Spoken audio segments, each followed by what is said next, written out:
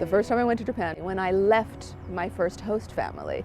They were lovely, but they were somewhat reserved. As many Japanese people, when you first meet them, there seems like there's a reservation there.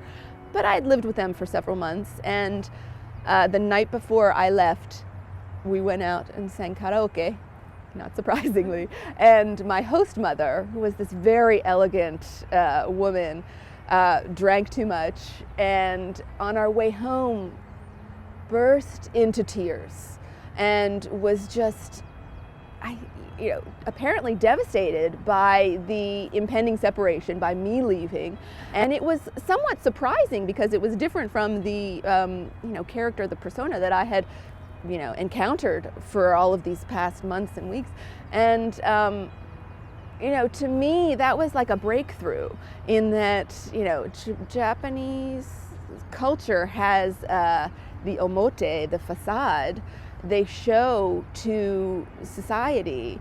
And once you get to the other side, there's this whole other level and this depth that you can get to know these, a person. And, once you're in, you're in.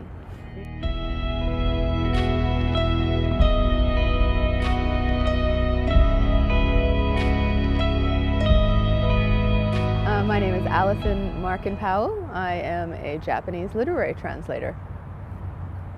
I started studying Japanese when I was in college, my freshman year, and somewhat arbitrarily started with Japanese and didn't know anything really about the culture, the language, or the literature.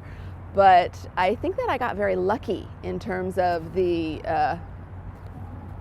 wealth of Japanese literature and how much had not been translated at that point, or still at this point.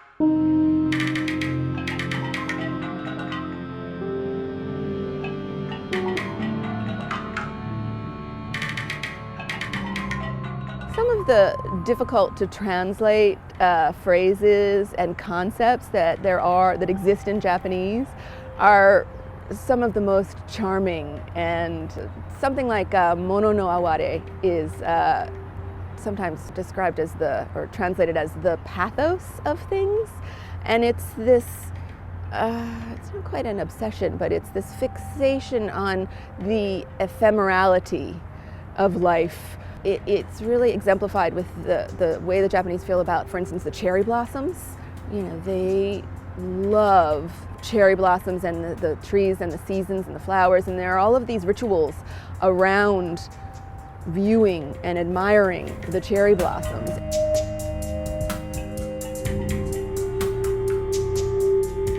And it's all based on the fact that they're going to die, they're going to wither and scatter and die. And so there's just something that's really beautiful about that to me.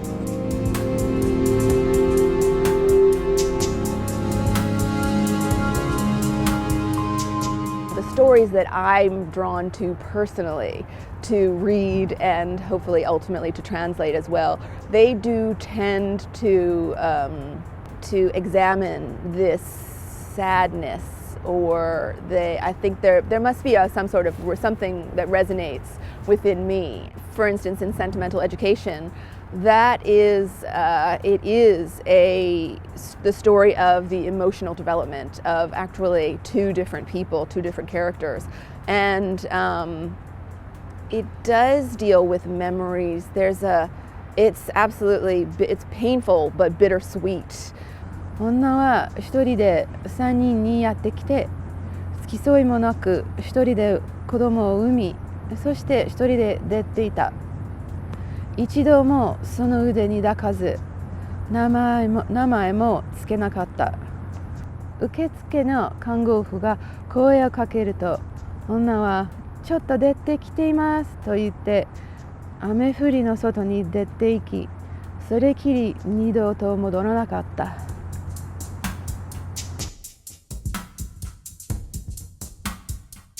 There's a very acute sadness in the abandonment of this baby girl, and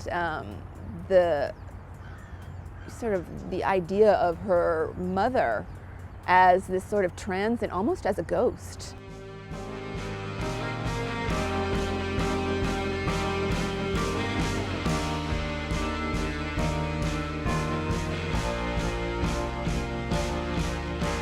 I think every body tends to try to understand themselves through their memories and, you know, what remains important to them, the things that sort of imprint upon you and shape who you become.